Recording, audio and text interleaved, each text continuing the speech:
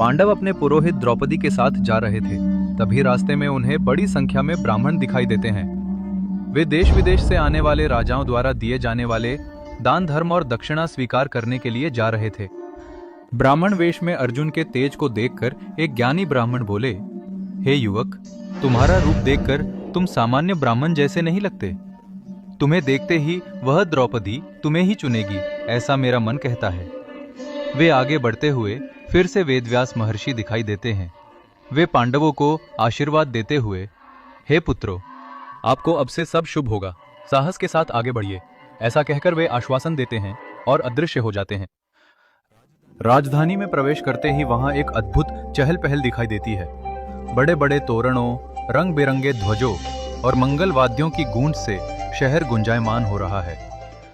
दुर्योधन, कर्ण, जरासंध, शिशुपाल जैसे सभी दिग्गज राजा अपने रथों, घोड़ों और हाथियों के साथ वहां डेरा डाले हुए थे। उनके लिए विशेष रूप से बनाए गए विश्राम गृह बहुत ही आलीशान थे। इतनी भीड़भाड़ के बावजूद भी पांडवों ने किसी की नजर में न आने का फैसला किया था।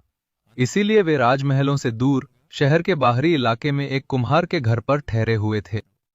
वहां भी वे ब्राह्मण वेश में ही रहते हुए स्वयंवर होने वाले मंडप में पांडवों ने जाने का निश्चय किया।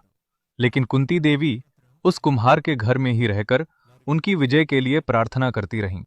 स्वयंवर मंडप में गए पांडव वहां अन्य ब्राह्मणों के बीच सामान्य लोगों की तरह बैठ गए।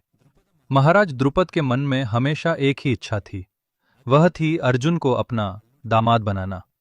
इसीलिए उन्होंने उस कठिन मत्स्य यंत्र को स्थापित किया था, क्योंकि उसे पता था कि दुनिया में उस यंत्र को भेदने की क्षमता केवल अर्जुन के पास ही है।